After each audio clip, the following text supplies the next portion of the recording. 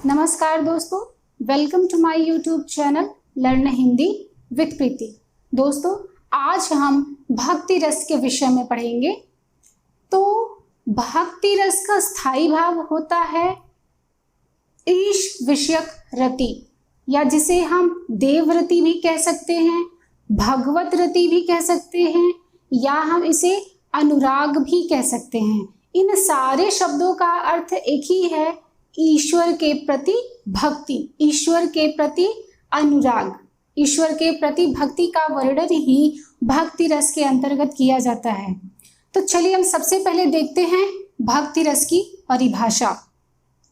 जब ईश्वर के प्रति अनुराग अर्थात प्रेम का भाव विभाव, अनुभाव और संचारी भावों से परिपुष्ट होकर रस रूप में परिणत होता है, तब भक्ति रस की निष्पत्ति होती है। तो परिभाषा से ही आपको यह अच्छी तरह से क्लियर हो रहा है कि यदि हम किसी ऐसे काव्य का, ऐसे साहित्य का या कोई ऐसी पंक्ति, ऐसा उदाहरण आप पढ़ रहे हैं जहां पर ईश्वर के प्रति अनन्य प्रेम का, अनन्य भक्ति का वर्णन हो, वहां पर भक्ति रस होता है। तो यह पहचानने का भी एक तरीका है कि आपको उस पंक्ति में, उस उदाहरण में, या जो काव्य या साहित्य का आप अध्ययन अध्यापन कर रहे हैं, उसमें वर्णन क्या होगा, ईश्वर के प्रति अथवा गुरु के प्रति, माता पिता भी हो सकते हैं। तो मुख्यतः ईश्वर होते हैं, ईश्वर या गुरु के प्रति अनन्य प्रेम एवं भक्ति का वर्णन होता है। ठीक है, तो अब हम देखते हैं कि भक्ति रस के क्या लक्षण हैं, क्या क्या अवयव होते हैं। तो आप जानते हैं कि रसों के 4 अवयव होते हैं, स्थायी भाव, विभाव, अनुभाव और संचारी भाव। तो हम सबसे पहले देखते हैं भक्ति रस के अंतर्गत स्थायी भाव। स्थायी भाव मैंने आपको अभी बताया कि देवरति, ईश विषयक रति या अनुराग, इन सारे शब्दों का अर्थ एक ही है, ईश्वर के प्रति भक्ति, ईश्वर के प्रति प्रेम, क्योंकि रति शब्द का अर्थ ही प्रेम होता है। देवरति अर्थात देव के प्रति, रति अर्थात प्रेम। फिर बात आती है विभाव की। तो यह आप देख रहे हैं, आश्रय, विषय और उद्दीपन, यह विभाव के अंग हैं। विभाव, भावों के कारण को विभाव कहते हैं, और विभाव 2 प्रकार के होते हैं, आलंबन और उद्दीपन। आप ये देख रहे हैं उद्दीपन, और जो पहला भाग होता है आलंबन, उसके 2 अंग होते हैं, आश्रयालंबन और विषयालंबन। तो सबसे पहले हम देखते हैं आश्रयालंबन क्या होता है। आश्रयालंबन वह व्यक्ति होता है जिसके मन में भाव जगा हो, अर्थात जिसके मन में ईश्वर के प्रति प्रेम का, अनुराग का भाव जगा हो, वह व्यक्ति आश्रयालंबन कहा जाता है। तो आश्रयालंबन के अंतर्गत कौन कौन आ सकता है, जैसे कोई भक्त हो, कवि हो, पाठक, श्रोता और दर्शक। ये लोग पाठक, श्रोता और दर्शक तो हमेशा आश्रयालंबन के साथ ही रहते हैं। फिर बात आती है विषयालंबन की।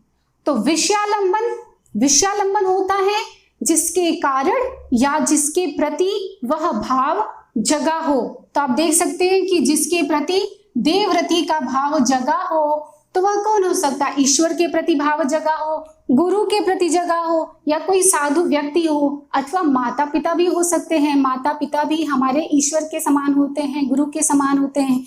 तो ईश्वर के प्रति, गुरु के प्रति, माता पिता इत्यादि के प्रति हमारे मन में यह देवरति का भाव उत्पन्न होता है। फिर बात आती है उद्दीपन की। तो उद्दीपन होती है वे परिस्थितियां, वे वस्तुएं जिनके कारण भक्ति उत्पन्न हुई हो। तो उदाहरण स्वरूप हम समझ सकते हैं ईश्वरीय ज्ञान, अर्थात किसी को ईश्वरीय ज्ञान की प्राप्ति हो गई हो, ईश्वर का साक्षात्कार हो गया हो, अथवा साधु संतों के जो वचन होते हैं उनको सुनने के पश्चात हमारे मन में ईश्वर के प्रति भक्ति भावना जग गई हो, अथवा कोई धार्मिक स्थल इत्यादि पर हम जाते हैं तो वातावरण इतना शुद्ध और सुंदर होता है कि अपने आप मन में भक्ति भावना का प्रवेश होने लगता है। तो इस प्रकार का कोई धार्मिक स्थल भी हो सकता है जिसके कारण हमारे मन में भक्ति की भावना उत्पन्न हो सकती है, अथवा ईश्वर की मूर्ति के प्रति आपका इतना आकर्षण हो कि आपके मन में उस मूर्ति के प्रति, जो उसमें जो भगवान हो, जो ईश्वर हो, उनके प्रति आपके मन में भक्ति की भावना जग सकती है।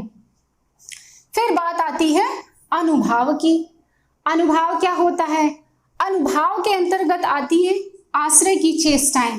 आश्रय कौन है? यह आश्रयालंबन। यह जो आश्रयालंबन है, आश्रयालंबन मतलब जिस व्यक्ति के मन में भक्ति का भाव जगा है, देवरति का भाव जगा है, उस व्यक्ति की क्या क्रिया प्रतिक्रिया होगी, क्या चेष्टाएं होंगी, यह आप समझ सकते हैं। जैसे वह व्यक्ति पूजा पाठ इत्यादि में उसका मन लगने लगे, समर्पण कर देना। समर्पण का मतलब भौतिक वस्तुओं का त्याग करके प्रभु भक्ति में लीन हो जाना, माला इत्यादि का जाप करने लगना, फिर ध्यान मग्न हो जाना। होता है ना कि बाकी चीजों की कोई सुध बुध नहीं रहती है, प्रभु भक्ति में लीन हो जाते हैं। इस प्रकार की जो चेष्टाएं होती हैं। फिर बात आती है संचारी भावों की। तो संचारी भाव संख्या में 33 होते हैं, 33। तो भक्ति रस के अंतर्गत कौन कौन से स्थायी संचारी भाव आ सकते हैं? संचारी भाव कौन कौन से संचारी भाव आ सकते हैं? जैसे हर्ष, निर्वेद, क्षमा, दया, धृति, दीनता इत्यादि। इनमें से कोई एक भी हो सकता है, एक से अधिक भी हो सकते हैं। चलिए हम देखते हैं कुछ उदाहरण के माध्यम से हम भक्ति रस को समझने की कोशिश करते हैं। देखिए पहला उदाहरण है, हमारे हरि हारिल की लकड़ी, मन क्रम बचन नंद नंदन उर, यह दृढ़ करी पकड़ी।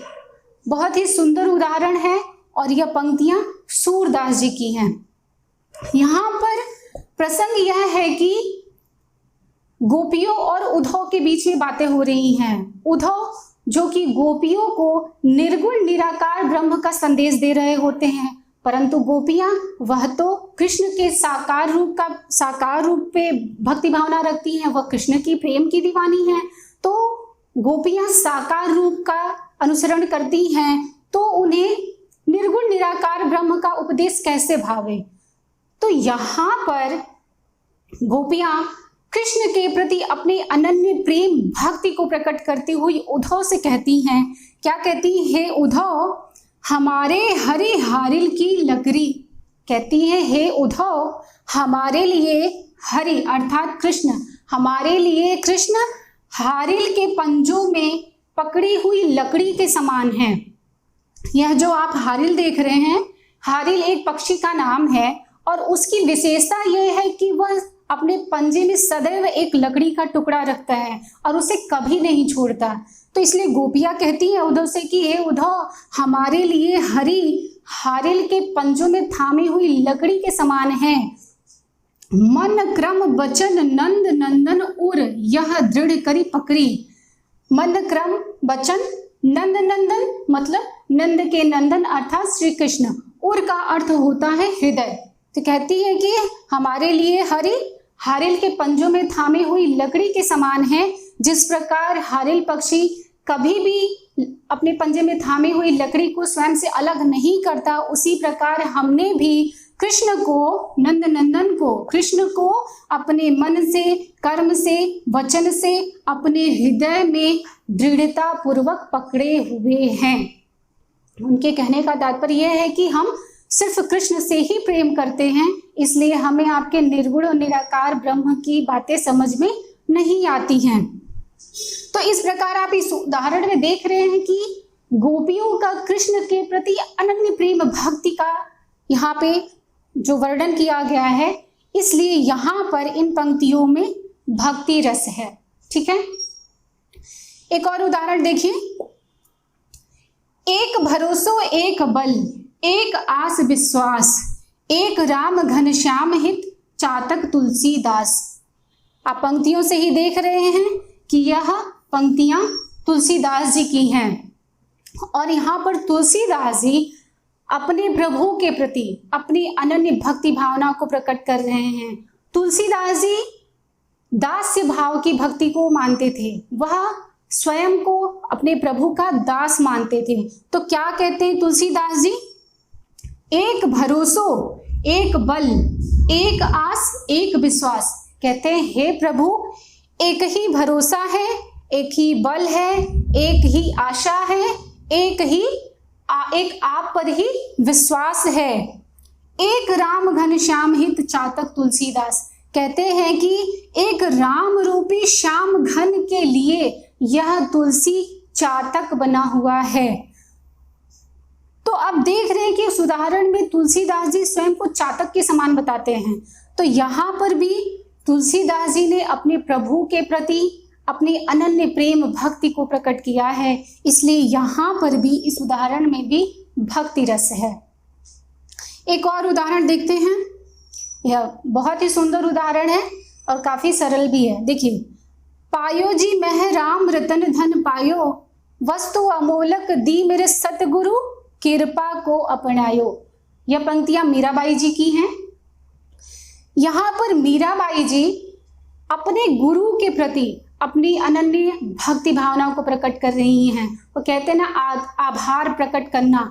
तो वह अपने गुरु के प्रति, उनके गुरु का नाम रैदास है, रैदास जी उनके गुरु थे। तो क्या कहती हैं, अपने गुरु रैदास जी के प्रति अपनी अनन्य भक्ति भावनाओं को प्रकट करते हुए मीरा जी कहती हैं, पायो जी मह राम रतन धन पायो। कहती हैं कि मैंने राम रूपी, राम नाम का एक अलौकिक धन, राम रतन धन पायो। कहते हैं कि मैंने राम नाम का एक अलौकिक धन प्राप्त कर लिया है। वस्तु अमोलक दी मेरे सतगुरु, कृपा को अपनायो। कहते हैं कि मेरे गुरु की मुझ पर अनेक कृपा रही है कि उन्होंने मुझे अपनाया है, और वस्तु अमोलक दी मेरे सतगुरु। तो वो यहाँ पे बताती हैं कि उनको जो अलौकिक धन की प्राप्ति हुई है, जो अमूल्य वस्तु की प्राप्ति हुई है, उन्हें किसने दिया है? तो कहते हैं कि वस्तु अमोलक दी मेरे सतगुरु। कहते हैं कि मेरे पास ये जो राम नाम का जो अलौकिक धन है, इसे मुझे मेरे गुरु ने प्रदान किया है। यहाँ पर कहने का तात्पर्य यह है कि गुरु के माध्यम से ही मीराबाई जी को ज्ञान की प्राप्ति होती है। तो इसलिए वह गुरु के प्रति अपनी भक्ति भावना को प्रकट कर रही हैं, इसलिए इस उदाहरण में भी भक्ति रस है। तो दोस्तों, ये हो गया आपका भक्ति रस। आज की वीडियो में बस इतना ही। उम्मीद करती हूँ कि आपको भक्ति रस से संबंधित यह वीडियो पसंद आएगी। तो यदि आपको थोड़ा सा भी लाभ प्राप्त हो तो मेरे वीडियो को लाइक कीजिएगा, शेयर कीजिएगा और मेरे चैनल को सब्सक्राइब कीजिएगा। चलिए, तब तक के लिए बाय बाय।